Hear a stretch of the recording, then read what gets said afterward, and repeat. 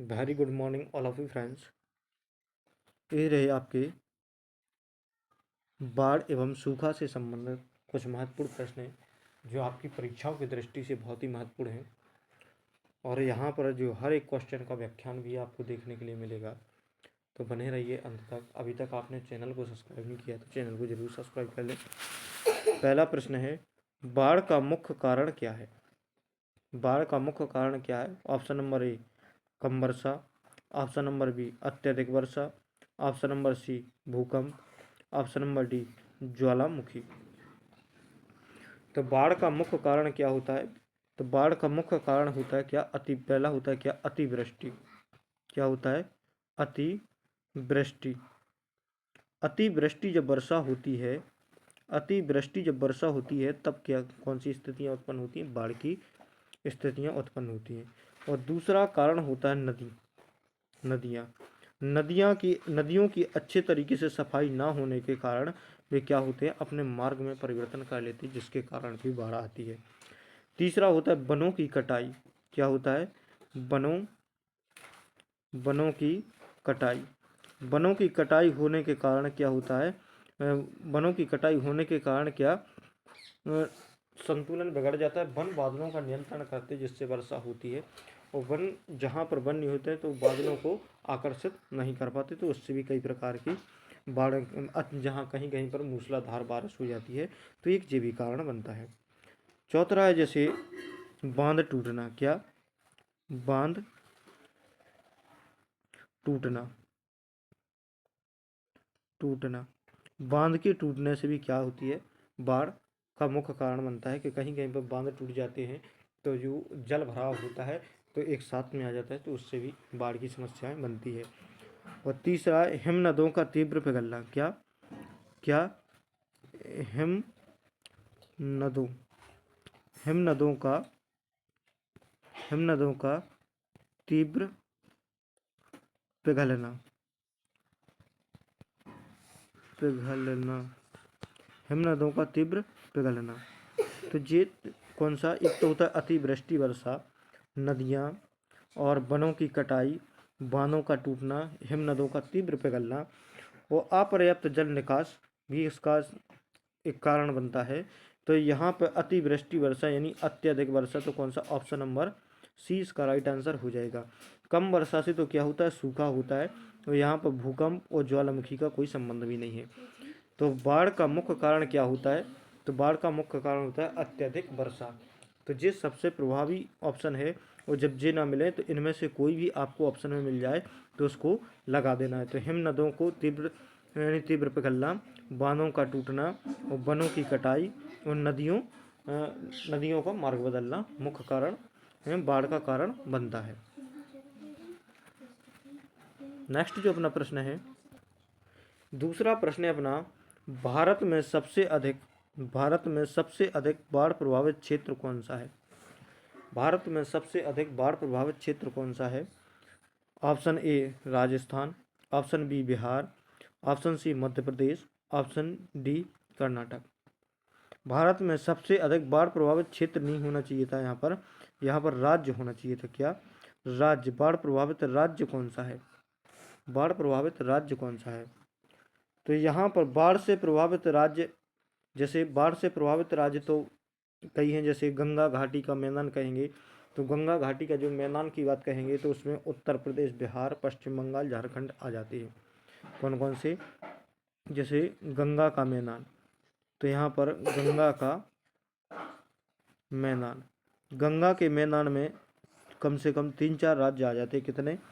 यानी 4 राज्यों से होकर, ये 4-5 राज्यों से होकर बहती है। तो यहाँ पर उत्तर प्रदेश, बिहार, पश्चिम बंगाल और झारखंड को जी ज़्यादातर गंगा क्षेत्र का मैदान प्रभावित करता है। इसके बाद में बात कहेंगे ब्रह्मपुत्र का मैदान। किसका? ब्रह्मपुत्र नदी का मैदान। किसका? ब्रह्मपुत्र ब्रह्मपुत्र ब्रह्मपुत्र का मैदान। ब्रह्मपुत्र के मैदान की बात कहेंगे, ब्रह्मपुत्र का मैदान ब्रह्मपुत्र के मैदान की बात कहेंगे तो यहाँ पर असम और अरुणाचल प्रदेश को ये ज़्यादातर प्रभावित करता है। इसके बाद में बात कहेंगे सिंधु नदी प्रणाली का मैदान। अगर सिंधु नदी के सिंधु नदी के मैदान की बात कहेंगे तो सिंधु नदी का मैदान है जैसे, तो यहाँ पर जे प्रभावित करता है जम्मू कश्मीर, हिमाचल प्रदेश, पंजाब और हरियाणा को जी प्रभावित करता है। फिर इसके बाद पूर्वी तटीय क्षेत्र, जैसे अगर पूर्वी तटीय क्षेत्रों की बात कहें तो पूर्वी तटीय क्षेत्रों में पूर्वी तटीय क्षेत्र, तो पूर्वी तटीय क्षेत्र की बात कहें तो उड़ीसा, आंध्र प्रदेश और तमिलनाडु जी इसको प्रभावित करता है। और इसके पश्चिमी तटीय क्षेत्र की बात कहेंगे तो इसमें केरल, कर्नाटक और महाराष्ट्र प्रभावित होता है। तो यहाँ पर अपना जो क्वेश्चन पूछा गया है, भारत में सबसे अधिक बाढ़ प्रभावित क्षेत्र कौन सा है, राज्य कौन सा है। तो यहाँ पर राज्य कर लेना आपको। तो बाढ़ प्रभावित राज्य कौन सा है, तो बिहार है। तो बिहार सबसे ज़्यादा बाढ़ प्रभावित क्षेत्र किस नदी से है, तो कोसी नदी से। यह बिहार सबसे ज़्यादा बाढ़ से प्रभावित होता है, क्योंकि कोसी नदी जब बिहार में अपने मैदानी भागों में प्रवेश करती है, तो जो कोसी नदी है, कोसी नदी कौन सी, कोसी नदी बिहार में जब मैदानी भागों में प्रवेश करती है तो यह अपना मार्ग बदल देती है। क्या मार्ग बदल देती है, जिससे कम से कम 1 लाख से अधिक लोग इसके चपेट में सालाना आता है। इससे बाढ़ से प्रभावित होते हैं, कोसी नदी की बाढ़ से। तो कौन सा भारत में सबसे अधिक बाढ़ प्रभावित क्षेत्र यानी राज्य कौन सा है, तो राजस्थान इसका राइट आंसर हो जाएगा, ऑप्शन नंबर बी। प्रश्न क्रमांक 3, सूखा किस स्थिति में पड़ता है, सूखा किस स्थिति में पड़ता है। ऑप्शन नंबर ए अधिक वर्षा होने पर, ऑप्शन नंबर बी सामान्य वर्षा होने पर, ऑप्शन नंबर सी कम वर्षा होने पर, ऑप्शन नंबर डी बाढ़ आने पर। सूखा किस स्थिति में पड़ता है,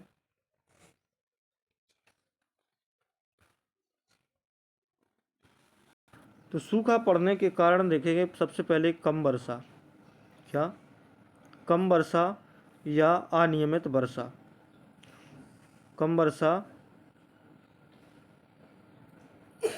या अनियमित वर्षा, मानसून की विफलता। दूसरा जो कारण बनता है सबसे बड़ा, मानसून की विफलता। दूसरा जो कारण बनता है सबसे बड़ा क्या, मानसून की विफलता। और अगला जो लंबे समय तक वर्षा ना होना, अगला जो कारण बनता है क्या, लंबे समय तक वर्षा ना होना। अगला जो कारण बनता है क्या, लंबे समय तक वर्षा ना होना। और इसके वनों की कटाई, जो कारण सबसे बड़ा तो कारण यही है कि वनों की कटाई, क्या वनों की कटाई। और इसके बाद जलवायु परिवर्तन, जलवायु परिवर्तन के कारण जलवायु परिवर्तन, जब जलवायु परिवर्तन होती है तो एक कारण जब भी बनता है। तो सूखा की स्थिति में किस स्थिति में पड़ता है, तो जब कम वर्षा होती है तब उस समय भी सूखा पड़ता है, मानसून की जब विफलता होती है तब भी सूखा पड़ता है, और लंबे समय तक जब बारिश नहीं होती तब भी सूखा पड़ता है, और वनों की ज़्यादा से ज़्यादा कटाई होती है तो उससे क्या होता है कि जो वर्षा का जो संतुलन होता है वो बिगड़ जाता है। तो एक जैविक कारण है, और जलवायु जब परिवर्तन होती है जो एक जैविक कारण है। तो कौन सा, यानी सूखा किस स्थिति में पड़ता है, तो कम वर्षा होने पर पड़ता है। तो कौन सा, ऑप्शन नंबर सी इसका राइट आंसर हो जाएगा। यदि अपन को जे नहीं मिला तो जे इनमें से कोई भी अगर ऑप्शन में मिल जाए तो अपन इस पर भी लगा दें, यानी मानसून की विफलता, लंबे समय तक वर्षा ना होना, वनों की कटाई और जलवायु परिवर्तन भी इसका मुख्य कारण बनता है। नेक्स्ट जो प्रश्न है अपना चौथा, भारत का सबसे अधिक सूखा प्रभावित राज्य कौन सा है, भारत का सबसे अधिक सूखा प्रभावित राज्य कौन सा है। Option number A Assam, option number B Kerala, option number C Rajasthan, option number D Paschim Bengal.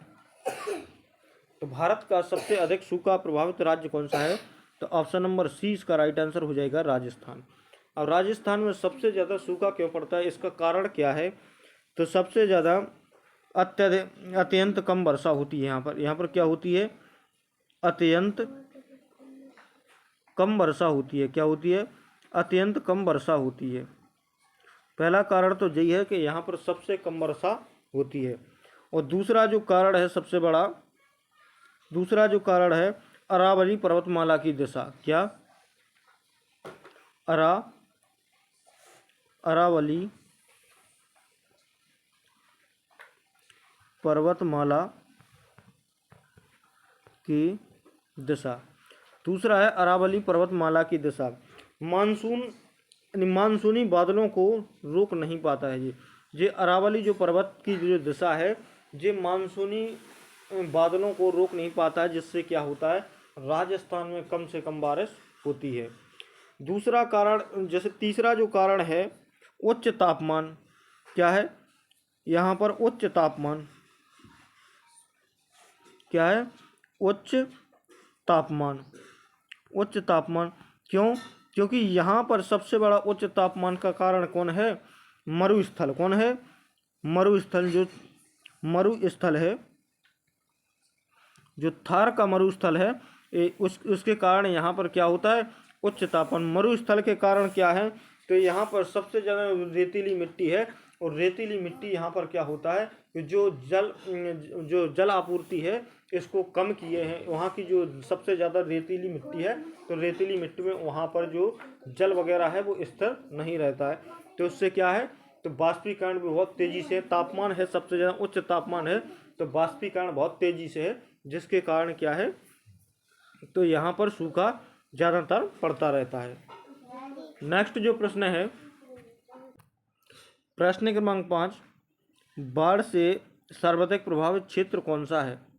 Option A पर्वतीय क्षेत्र, ऑप्शन बी पठारी क्षेत्र, ऑप्शन सी मैदानी क्षेत्र, ऑप्शन डी मरुस्थलीय क्षेत्र।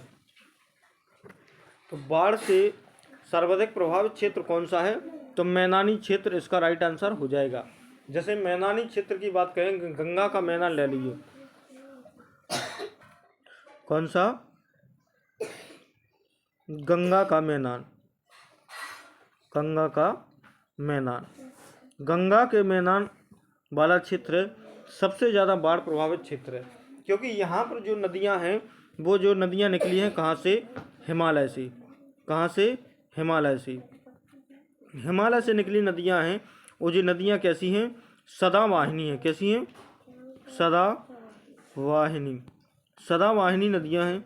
तो यहाँ पर जो नदियाँ 12 महीने भरी रहती हैं, और जब यहाँ पर जो पहाड़ियों का जो जल आता है और जब ओवर बारिश होती है, तो इसमें जो जल नदियों से पहले से नदियाँ भरी हुई हैं, तो यहाँ पर जो क्या होती है कि नदियों से बाहर निकल जाता है पानी, या अपना मार्ग बदल लेती हैं, तो जिसके कारण क्या, मैदानी क्षेत्रों में सबसे ज़्यादा बाढ़ आती है। तो कौन सा? ऑप्शन नंबर सी इसका राइट आंसर हो जाएगा, मैदानी क्षेत्र। प्रश्न क्रमांक 6,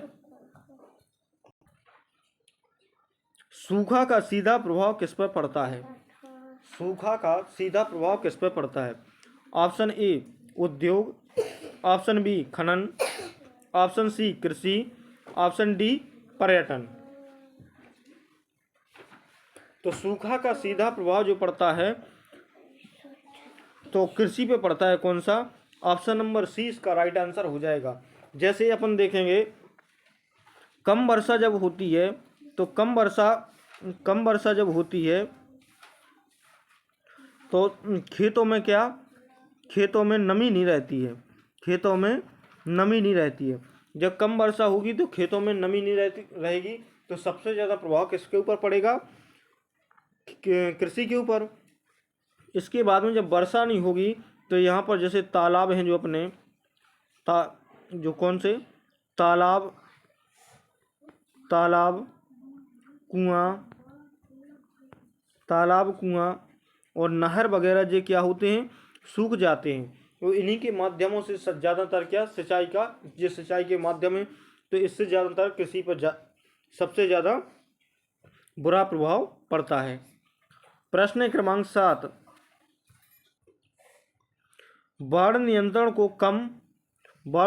का सबसे प्रभावी उपाय कौन सा है? ऑप्शन ए वन कटाई, ऑप्शन बी नदियों पर बांध, ऑप्शन सी अत्यधिक सिंचाई, ऑप्शन डी शहरीकरण। तो बाढ़ नियंत्रण का सबसे प्रभावी उपाय होता है जैसे पहला होता है नदियों पर बांध।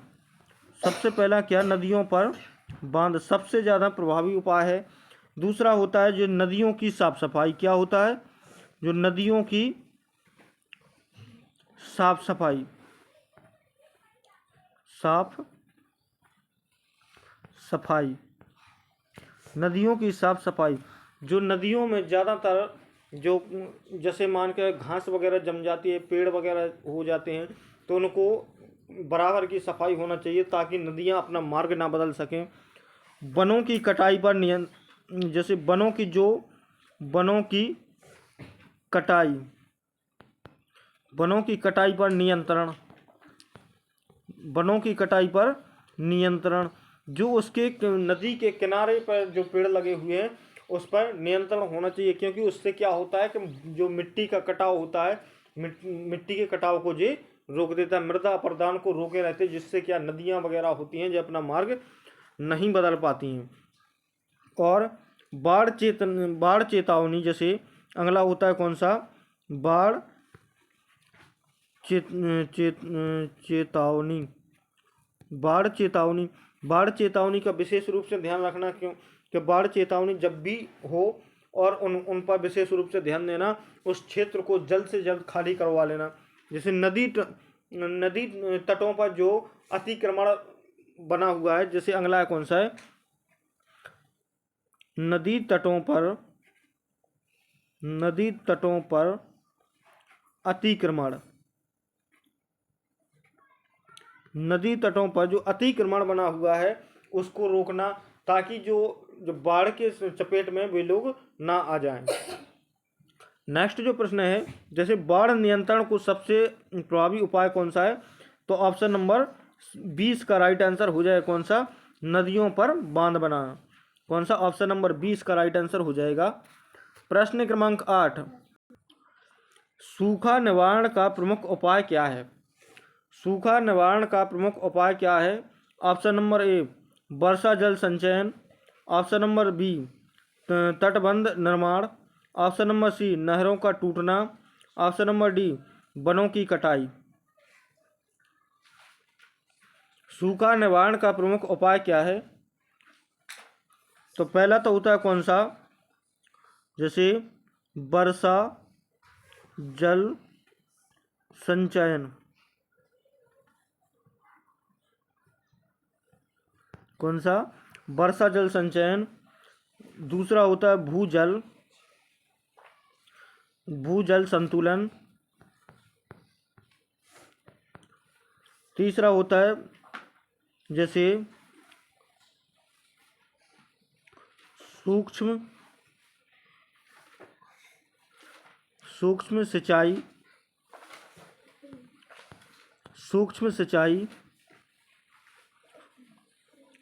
वृक्षारोपण,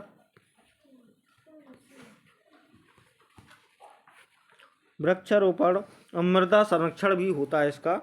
तो क्या होता है, सूखा निवारण का प्रमुख उपाय क्या होता है, तो वर्षा जल संचयन।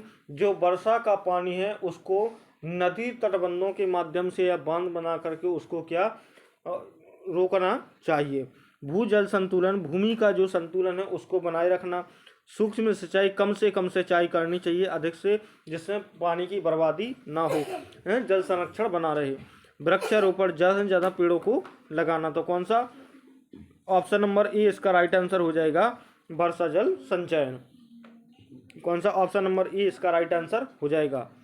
प्रश्न क्रमांक 9, बाढ़ से होने वाली सबसे बड़ी हानि क्या है। बाढ़ से होने वाली सबसे बड़ी हानि क्या है, ऑप्शन नंबर ए मिट्टी की उर्वरकता बढ़ना, ऑप्शन नंबर बी फसल नष्ट होना, ऑप्शन नंबर सी सिंचाई में वृद्धि, ऑप्शन नंबर डी जल उपलब्धता बढ़ाना। तो जैसे बाढ़ से होने वाली सबसे बड़ी हानि, पहला तो होता है जैसे कृषि को नुकसान। सबसे पहला कृषि को नुकसान होता है। दूसरा आवास वगैरह, कृषि भी नष्ट हो जाती है। और सबसे पहले तो सबसे ज़्यादा प्रभाव होता है वो कृषि पर, और दूसरे नंबर क्या, आवास वगैरह भी ध्वस्त हो जाते हैं। और मानव जीवन को भी प्रभावित करता है। देखो किसको, मानव जीवन को भी प्रभावित करता है, मानव जीवन को भी प्रभावित करता है। तीसरा है जैसे पशुधन, पशुधन और जीव जंतु, जीव जंतुओं की भी हानि होती है। पशुधन और जीव जंतुओं को भी हानि होती है। वह स्वास्थ्य की समस्या भी कई प्रकार की, उद्योग, मृदा प्रदान की, फिर तो बहुत सी समस्या होती हैं। तो बाढ़ से होने वाली प्रमुख समस्या क्या है, कृषि को नुकसान, आवास भी नष्ट कई हो जाते हैं, और मानव जीवन भी प्रभावित होता है, पशुधन जीव जंतु वगैरह इससे भी प्रभावित होते हैं। और इसके बाद में सड़क वगैरह, जो सड़कें पुल वगैरह, जैसे सड़क पुल वगैरह, ये भी कई कई जगह टूट जाते हैं। तो कौन सा, ऑप्शन नंबर ए इसका राइट आंसर हो जाएगा, मिट्टी की उर्वर, ऑप्शन नंबर फसल नष्ट होना, कौन सा, ऑप्शन नंबर 20 का राइट आंसर हो जाएगा, फसल नष्ट होना, कौन सा, ऑप्शन नंबर 20 का राइट आंसर हो जाएगा। नेक्स्ट जो प्रश्न है अपना, सूखे का मुख्य प्राकृतिक कारण क्या है। ऑप्शन नंबर ए मिट्टी की उर्वरकता बढ़ना, ऑप्शन नंबर बी फसल नष्ट होना, ऑप्शन नंबर सी सिंचाई में वृद्धि, ऑप्शन नंबर डी जल उपलब्धता बढ़ाना। तो ऑप्शन नंबर 20 का राइट आंसर हो जाएगा फसल नष्ट होना। इस पर व्याख्यान कर चुके हैं। Thank you. जय हिंद, वंदे मातरम। इसी प्रकार के इंटरेस्टिंग वीडियो देखने के लिए इस चैनल के साथ जरूर जुड़े। जय हिंद, वंदे मातरम।